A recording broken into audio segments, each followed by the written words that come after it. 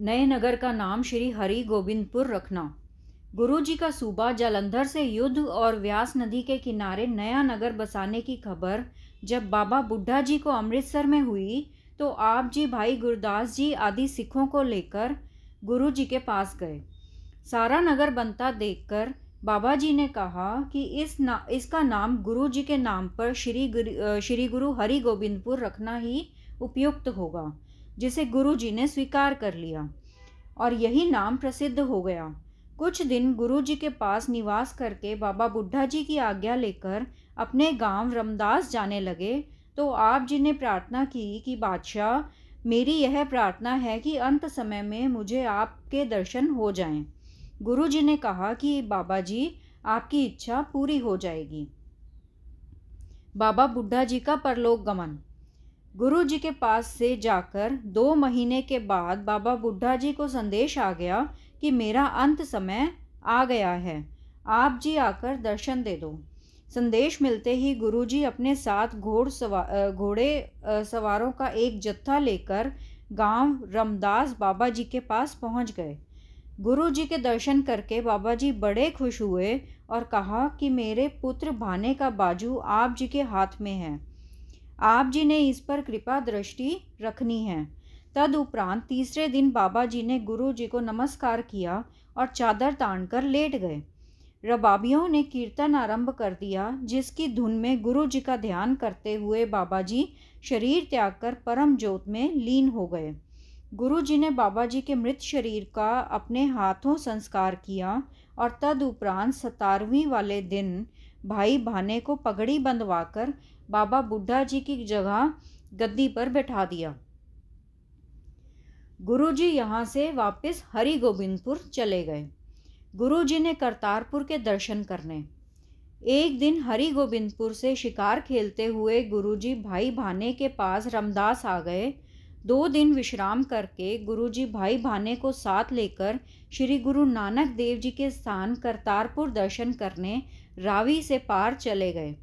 वहाँ गुरु स्थान पर कड़ा प्रसाद की देग भेंट करके आप जी ने सबको बांटी।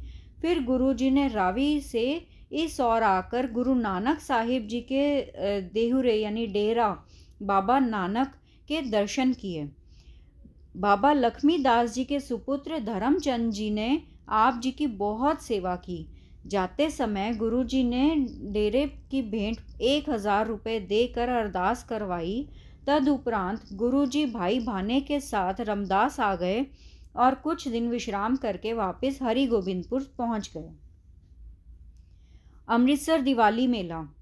गुरुजी श्री हरि गोविंदपुर आकर अपने योद्धाओं को युद्ध का अभ्यास और 2 समय दीवान लगा सिख सेवकों को दर्शन उपदेश देकर निहाल करते और योद्धाओं के युद्ध निमित्त व्यास नदी के किनारे शिकार करके अनेक जानवरों की मुक्ति करते। इस प्रकार कौतक करते हुए जब दिवाली का समय नज़दीक आ गया तो भाई बिधि चंद की प्रार्थना स्वीकार करके गुरुजी दिवाली का मेला मनाने के लिए अमृतसर आ गए। शहर के सब लोग आप जी के दर्शन करने आए और खुशियां प्राप्त करके निहाल हो गए। तदुपरांत गुरुजी ने एक सिख को गोइंदवाल भेजकर माताजी और साहिबजादे को गोइंदवाल से मंगवा लिया। उधर से पेंदे खां भी अपने गांव से आ गया। दिवाली के मेले पर बहुत सिख संगत दूर दूर से आई और 5-6 दिन बड़ी धूमधाम लगी रही। माई देसा को पुत्रों का वरदान। एक दिन गुरु जी के पास माई देसा पट्टी की रहने वाली ने आकर प्रार्थना की कि महाराज, मेरे घर पुत्र की संतान नहीं है, आप कृपा करके मुझे एक पुत्र का वरदान दे दो। गुरु जी ने अंतर्ध्यान होकर देखा और कहा कि माई, तेरे भाग में पुत्र नहीं है। माई निराश होकर बैठ गई। भाई गुरदास जी ने माई को इस तरह निराश होकर जब कारण पूछा तो माई ने बताया कि मैंने गुरु जी के पास पुत्र का वरदान लेने के लिए प्रार्थना की थी, परंतु उन्होंने कहा कि तुम्हारे भाग्य में पुत्र नहीं लिखा है।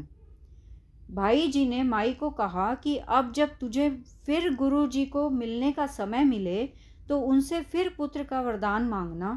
अगर गुरु जी फिर यही कहें तो तुम्हारे भाग्य में पुत्र नहीं लिखा तो उन्हें कहना कि महाराज, यहाँ वहाँ आप ही लिखने वाले हैं, अगर पहले नहीं लिखा तो अब यहाँ ही लिख दो, आप समर्थ हैं।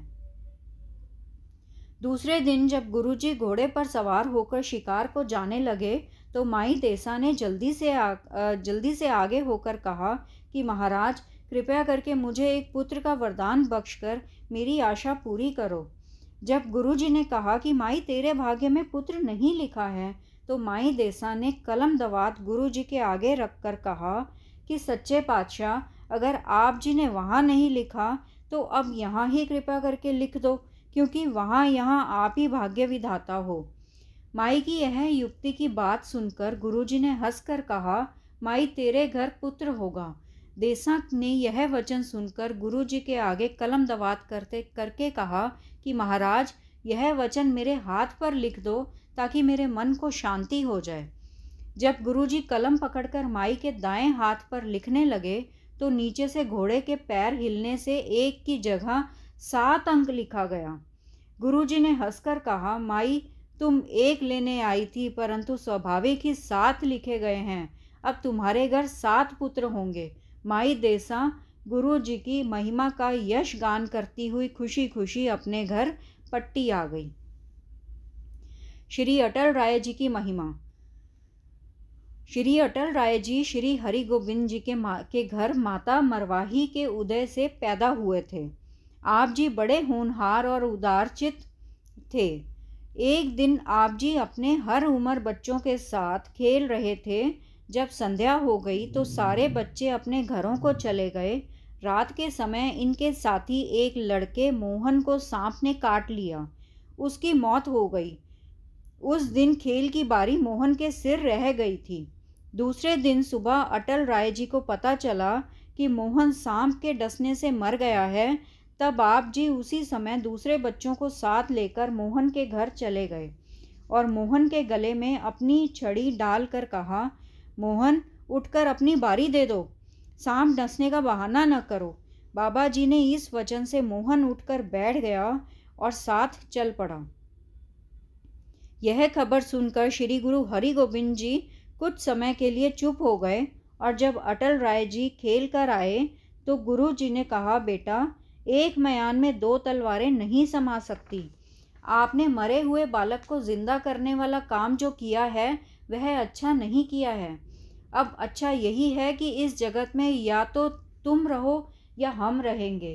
पिता गुरुजी के यह वचन सुनकर श्री अटल राय जी को नमस्कार करके कौलसर के पास छड़ी को सिर के नीचे रखकर चादर तानकर लेट गए और शरीर त्याग कर बैकुंठ धाम को चले गए। आप जी के शरीर त्यागने की खबर जब श्री गुरु जी को हुई तो आप जी का परिवार और सिख सेवकों सहित वहां पहुंच गए और चंदन की चिता तैयार करके श्री अटल राय जी के शरीर का संस्कार वहीं पर जहां आपने शरीर त्यागा था वहां कर दिया। तदुपरांत गुरु जी ने कहा कि हे पुत्र, तू जिसने हमारे वचनों का सत्कार करके शरीर त्याग दिया है, तुम्हारा सभी लोग मान करेंगे। तेरा मंदिर इसी नगरी में सबसे ऊंचा बनेगा। इस नगरी का तू सूबेदार कहलाएगा। नंगे भूखों को तेरे दर से रोटी मिलेगी। उपरांत गुरु जी ने सबको हुक्म में रहने के वचन करके धैर्य दिया। भाई गुरदास जी का घोड़े खरीदने काबल जाना। एक दिन गुरु जी के दीवान में गुरु सिक्खी के संबंध में भाई गुरदास जी ने अपने वारों में से एक तुक जय गुर सांगा वरदत्ता सिख सदक न हारे पढ़कर कहा कि सिख वही पक्का सिख है जो गुरु के हुक्म में दृढ़ व भरोसा रखे, मन को डोलने न दे।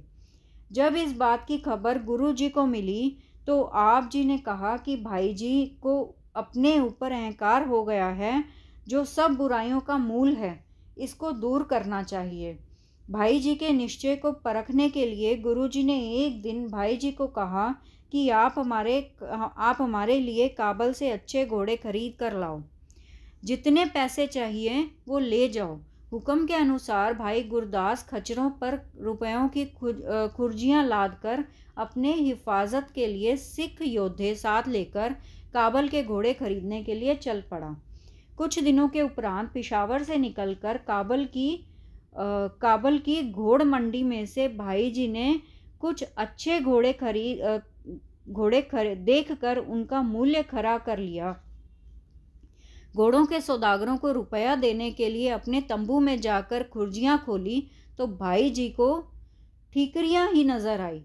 यह देखकर भाई जी बहुत घबराए कि अब यहाँ से छुटकारा कैसे होगा, पराए देश में आकर फंस गया हूँ, यहाँ कौन छुड़ाएगा। इस तरह की सोचें सोचकर भाई जी वह रुपयों की खुर्जियों जो उनको ठीकरियाँ नजर आ रही थी वहीं पर छोड़कर उस तंबू में अपना भेष बदलकर पीछे से निकलकर जंगलों पहाड़ों के रास्ते वहां से निकल पड़ा।